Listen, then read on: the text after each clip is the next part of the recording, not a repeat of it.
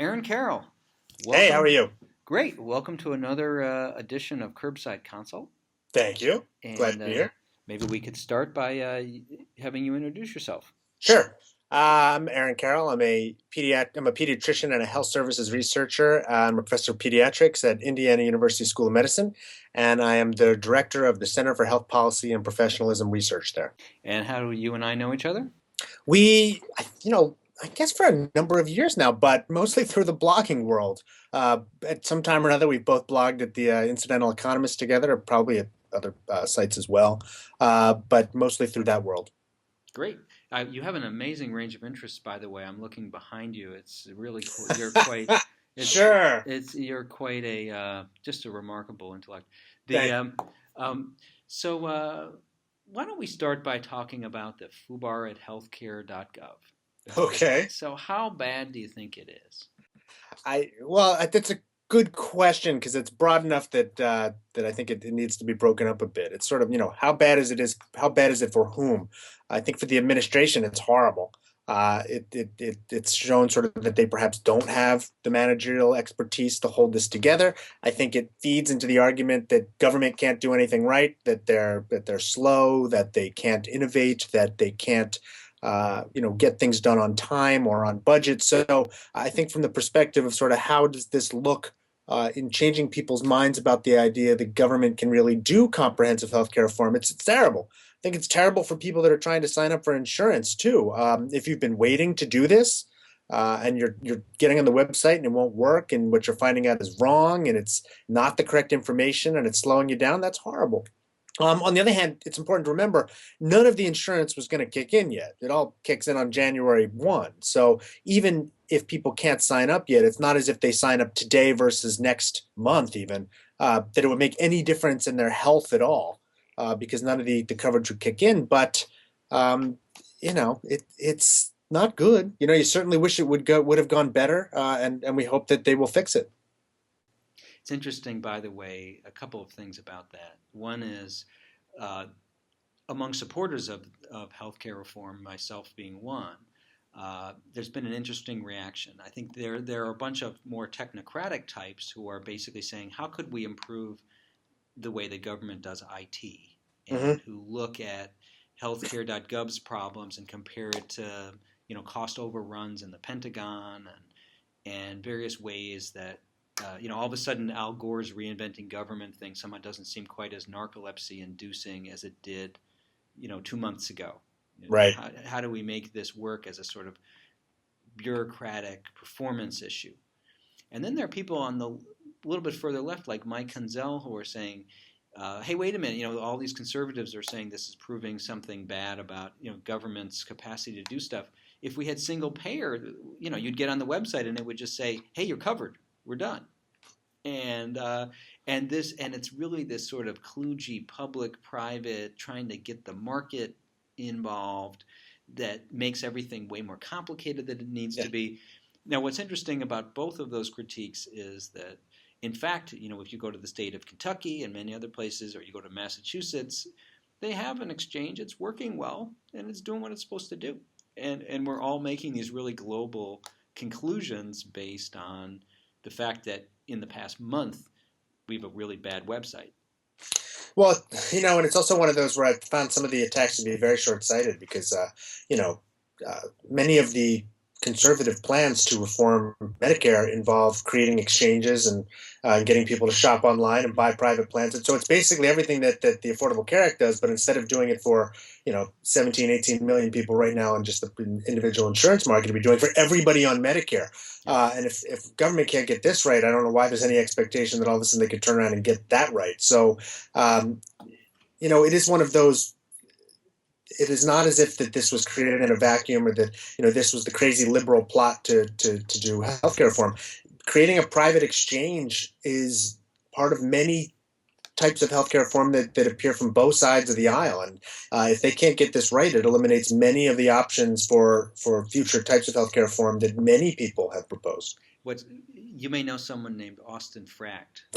Sure. Who notes that this whole episode reinforces the incredible status quo bias that we all have towards our own healthcare. That, whatever it is, once this gets done in place, the next thing that anyone wants to do that really changes healthcare, people are going to say, "Hey, wait a minute, you're messing with my Obamacare." Right. And It's the get the government hands off my Medicare problem. It's the it will become and I think you were talking before. It's important to remember that Medicaid was passed in the 60s, and the last state finally came on board in the 80s. That was Arizona.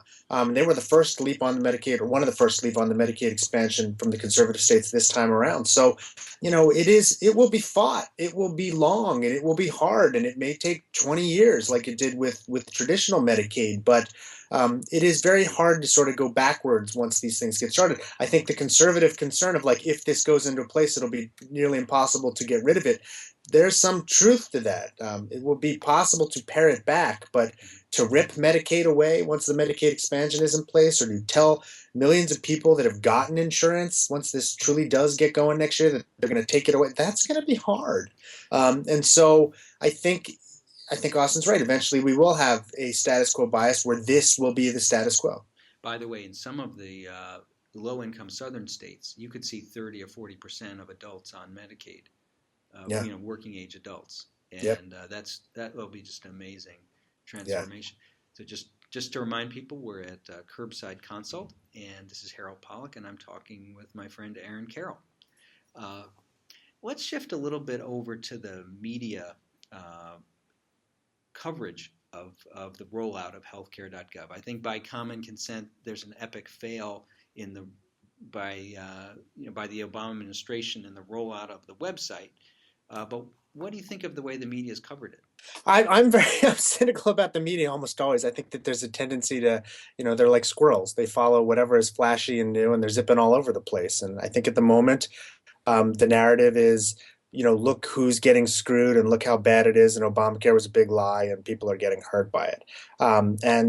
Once those kinds of narratives get built, they get a little bit of momentum behind them, and all of a sudden everything's discussed that way. And this isn't a liberal complaint. I'm sure you can find conservatives who would have this exact same complaint about, the 47% or a million other things, where once the media gets going, this is what they do. At the moment, they are fixated on finding stories about people who are getting screwed by Obamacare. And it is possible to find these people because I'm sure that there are younger-ish, healthy people who had, decent plans that were pretty cheap because they were, individually rated pretty low, but they're a minority. Vastly more people are going to benefit from the Affordable Care Act than will be hurt by it. And yet almost all the stories are focusing on people who are potentially hurt. Ironically enough, even when we're finding those people, it turns out half those stories, if not more, have fallen apart. That it turns out that they're not even being accurately reported, that they might actually do better if they get subsidies, or if they, it just searched a bit further, or it turns out that they actually have chronic conditions or even pregnancy in a way that would actually make them benefit immensely from the Affordable Care Act, and they just don't realize it yet. So it's still even hard to find those anecdotes to show how people are being hurt. But I don't even want to get on that. They do exist. The question is, I always take things from a population level.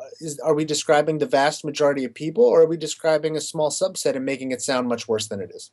A couple of points on that. One is, it is remarkable to me how every single piece of anecdata has fallen apart on scrutiny.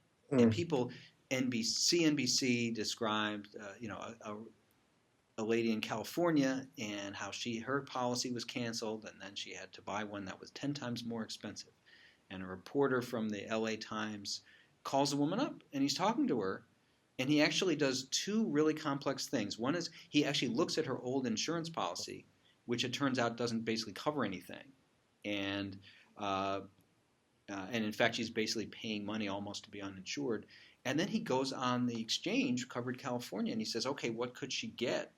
And it turns out that, in fact, she's a winner, not a loser from health reform. And every single story that I've seen, Sean Hannity had an episode, we had 6 people on, and all 6 of them, it turns out that with the most rudimentary fact-checking, all 6 of the stories just falls apart. Right. So one of the lessons that I draw from this is you're right. These anecdotes may be totally unrepresentative, but just on its own terms, almost every one of these anecdotes just turns out to be wrong. Yeah. And they, by the way, they are not corrected, or if they are corrected, they sort of appear in some massive outlet like NBC or Fox, and then they don't. The channel doesn't run a correction, but like the New Republic, or Salon critiques it, which of course are these small readership things. So the narrative of fiasco is perpetuated. And I would say also many of the real human tragedies that don't happen to fit this narrative have been completely ignored. Right. Well, I mean, think about, the millions of people who aren't getting, the 5 million people who are not getting Medicaid expanded. The millions of people who are going to get Medicaid, and it might be a great story, or the millions of people who eventually will get some sort of insurance, almost all of them with subsidies, so that it becomes relatively covered. The fact that people had insurance before that had incredibly low annual limits, if comprehensive sort of hospital coverage at all, if they had any kind of sort of prescription drug, I mean, all of those things didn't exist. Now they do. Coverage for a birth, coverage for a pregnancy, now covered in all the plans. It wasn't done before.